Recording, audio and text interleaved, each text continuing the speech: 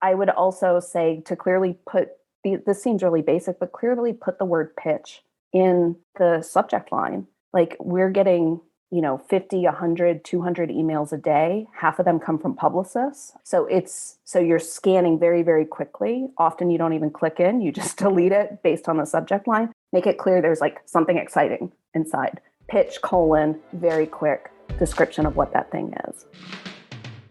Welcome to the Travel Media Lab podcast.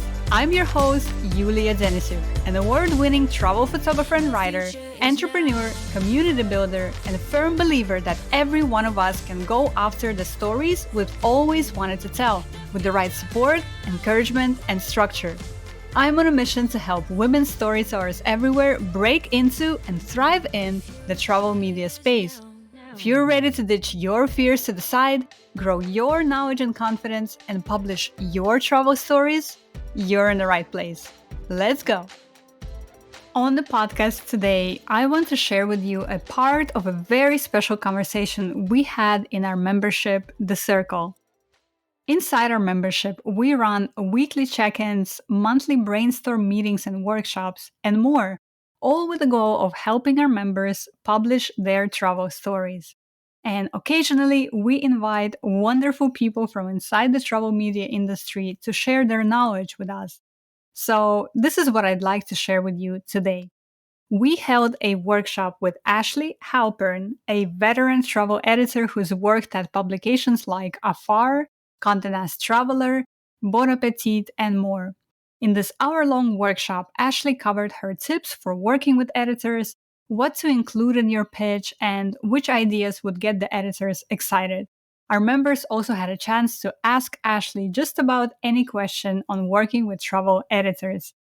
I really love the space and the community we have created inside the circle, and I hope that in today's episode, you'll get to feel a bit of that support and community too.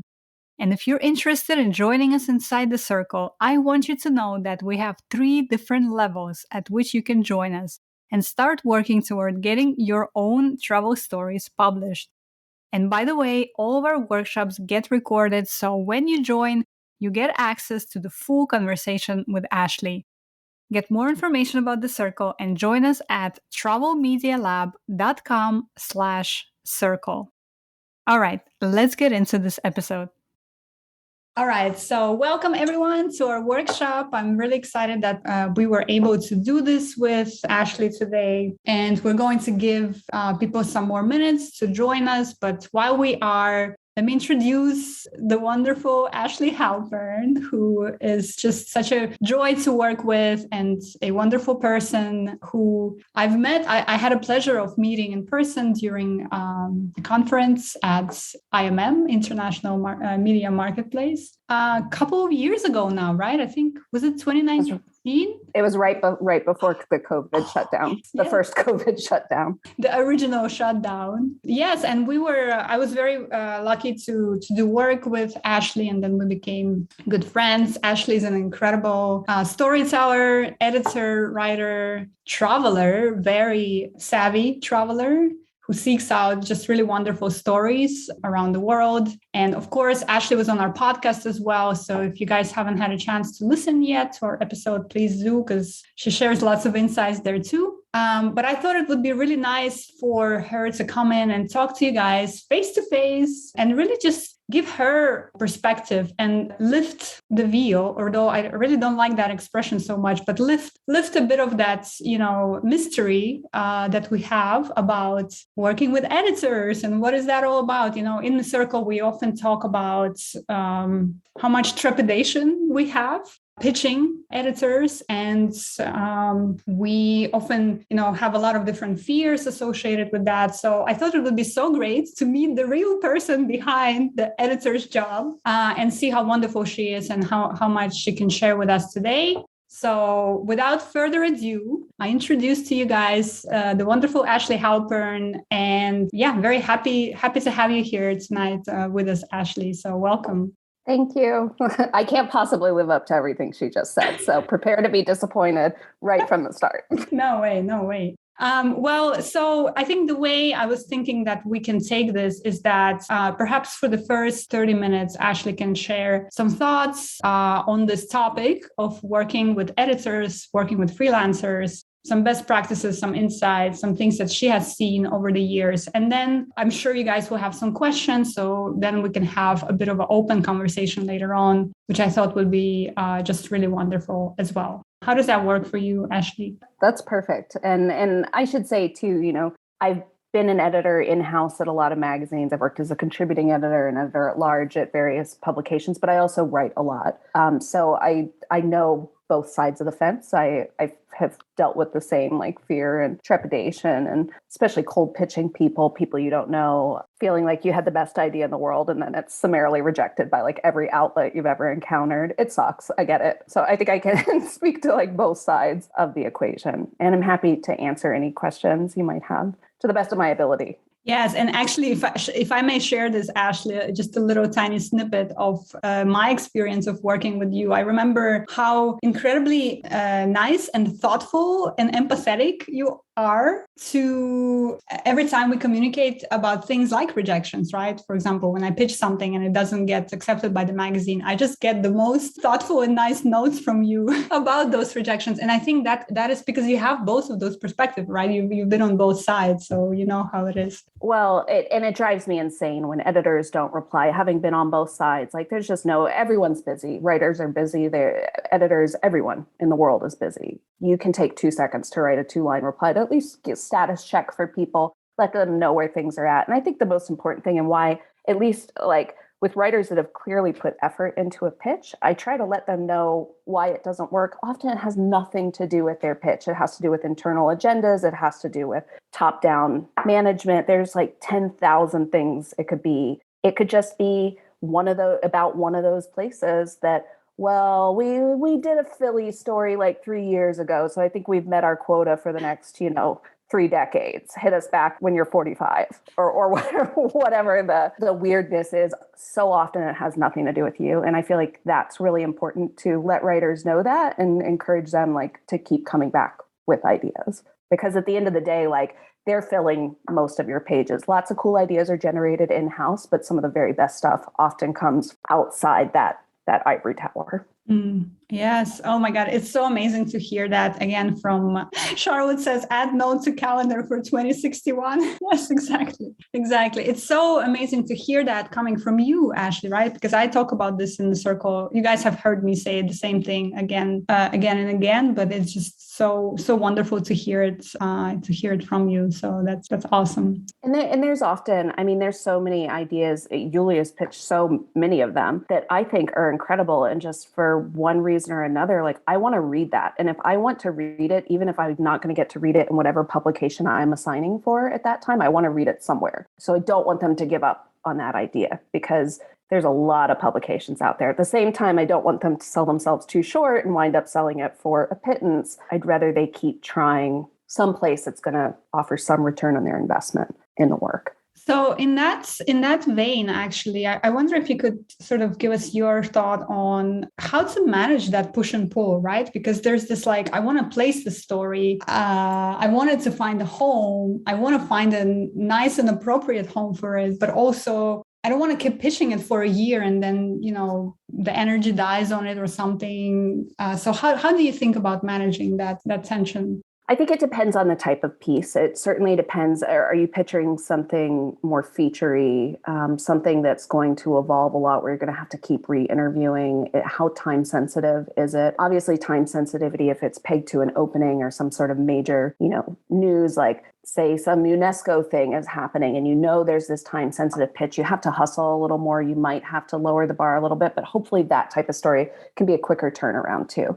But if your heart is hooked into something that it's important to tell in a certain way and it's not ultra time sensitive, like hold out. And you do have to hold out. It's such a slow process. It's even worse with print editors, like the glacial pace that things move. If you're open to digital, which let's be honest, a lot more people are probably going to see depending on the outlet, go digital for sure. It's also a better way, an easier way to get in with a publication you haven't written for, is to start with their digital team, be able to show those clips, and be able to segue into print. But I'm also, I used to be that person that just was diehard print. Everything had to be print. And now, frankly, I like the quickness of the turnaround, I like the reach of online, and I like getting paid faster, so much faster generally with online and print stories. Definitely. If you could recall some of the best experiences of working with freelancers and some of the perhaps pet peeves that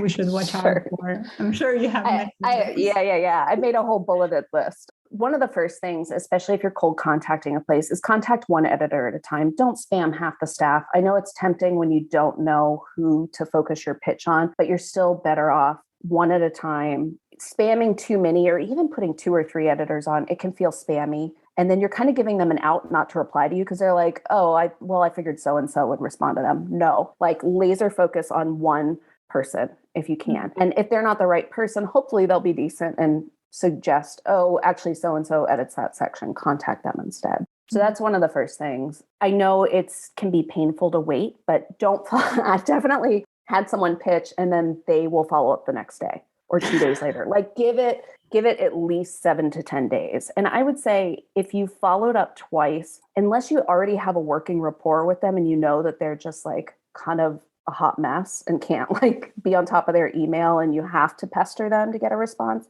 let it go.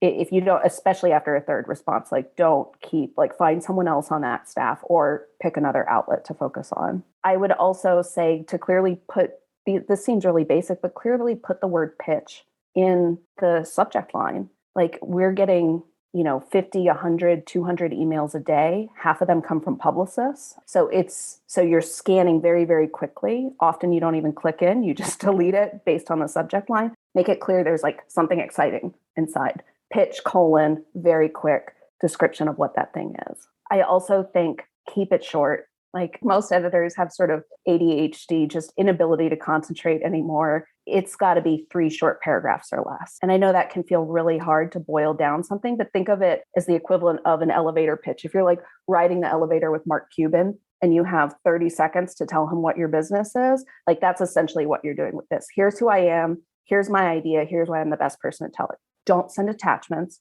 Please, for the love of God, don't send attachments. Like, don't attach clips. We know how to find that stuff. If you have a great looking portfolio online, by all means, link to it. You can mention a few marquee places that you write for just to kind of establish credibility right out the gate. But don't send attachments. Don't send unsolicited manuscripts unless they've specifically requested it. Like I think the New York Times Modern Love column might do that, might ask for a full manuscript, but most places don't want that and they're not going to read it. Mm-hmm. And if it looks remotely spammy, it's going to get deleted or automatically routed to a spam folder. I would say 1 pitch per email. I get a lot of new writers want to throw all the ideas at the wall, and I think they think, oh, they're going to see like how many genius ideas I have. And that may be true, but like put your best ones forward first. 1 or 2, absolutely no more than 3, and still stick to that 3 paragraph kind of. Nothing longer than that because it won't get read. You should interrupt me at any time, Yulia, because I have like 9,000 bullets.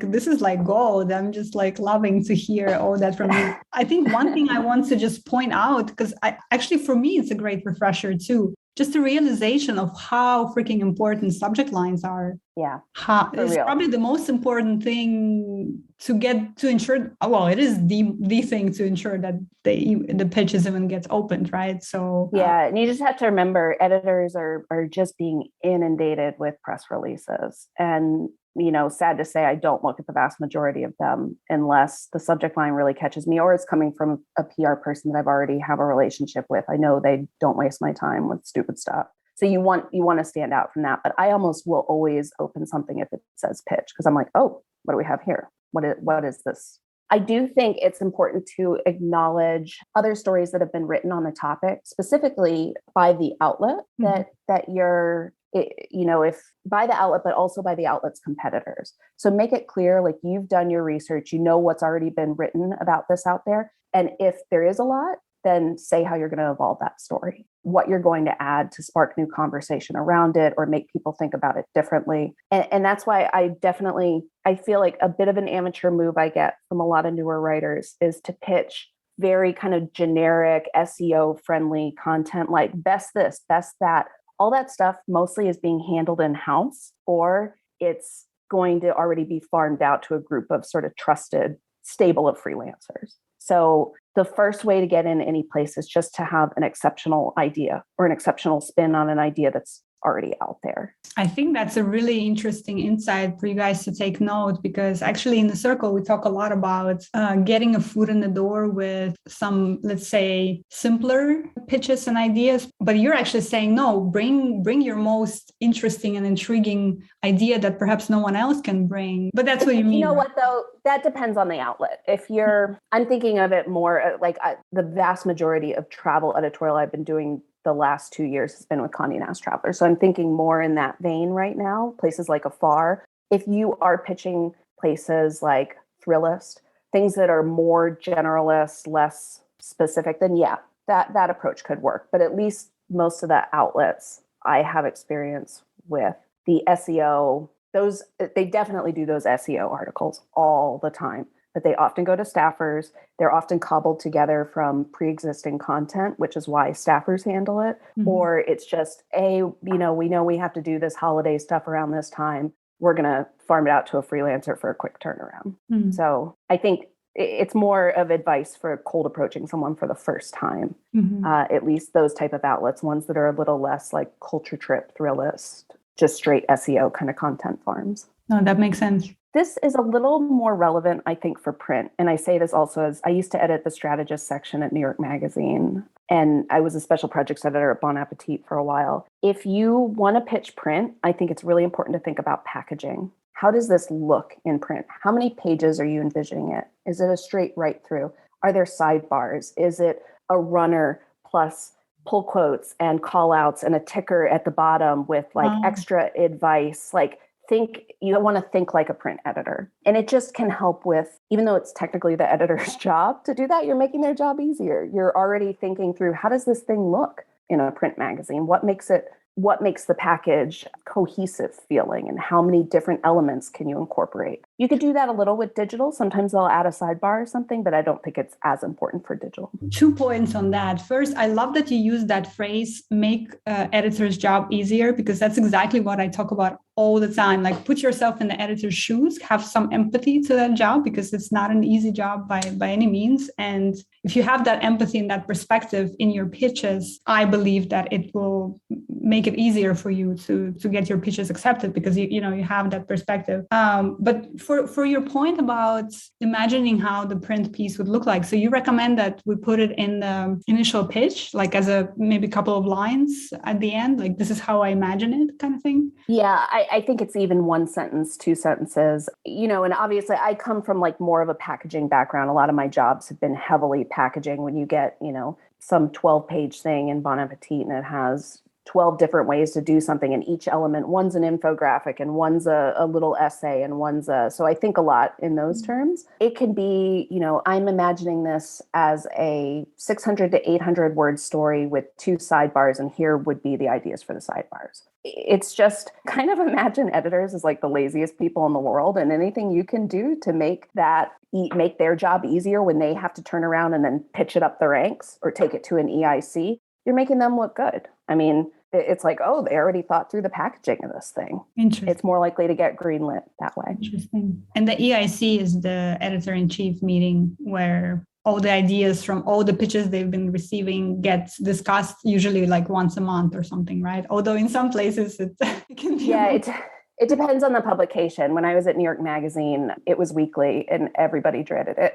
It was like, it was so much pressure, and people would like give themselves ulcers dreading those meetings. And it was just a really intense atmosphere. Monthlies, they might be more once or twice a month. And often they're smaller pitch meetings. You might just be meeting with your team to go over ideas. And then everyone sort of agrees on, okay, these are our 5 strongest. Let's take those to the EIC, or let's take those to the deputy. The hierarchies vary from publication to publication. And that should give you guys insight into one of the reasons why we always talk about why we should not absolutely 100% not take our rejections personally, because just how Ashley just now talked about this process, right? You may meet with your team first and discuss all the 30 pitches you got this month. And then you take, the 5 that are the most best fit to the EIC. Maybe 1 or 2 of those get accepted. So you can see how a lot of that is just so much out of your control, and it has no relation to how good or how bad your idea is. It's more about, does it fit with this publication in this particular time, right?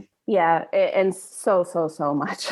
I've seen a million fantastic ideas never get greenlit, and it can boil down to a bias of one person in a meeting. It can boil down to, like I said, quotas, particularly with travel content. Magazines will do 7,423 Italy stories or Paris stories, but you try to pitch Jordan and it's like once every 10 years. And it's super frustrating because, like, me personally, I'd rather go to Jordan. I'm more interested in less visited places, but sometimes that can be a really, really hard, particularly for, national mass market magazines. I've definitely experienced one of the greatest. Yeah, I mean, you pitched amazing stuff, and then it's can be incredibly frustrating for your editors too. So again, try to find the editors that will explain why something didn't get greenlit. Even if it's just one sentence, it can be so helpful for also fine-tuning that pitch for other outlets. Thank you so much for listening today. I hope you enjoyed today's conversation with Ashley, and if so, please consider leaving us a review so that more listeners could find our show. I can't stress how important it is for us to get reviews of our podcast. It really helps us to get in front of more people who might enjoy our show. So if you liked something you heard today in our conversation with Ashley or in any other episodes of our show, please consider leaving us your review. This is one of the best ways you can support our podcast. And don't forget, you can hear the rest of the insights from Ashley when you join us inside the circle. Visit travelmedialab.com/circle to learn more about how our membership can help you with your goals. Thanks again, and I'll see you next week when we'll hear from another wonderful travel industry insider, travel writer Joanna Hagen.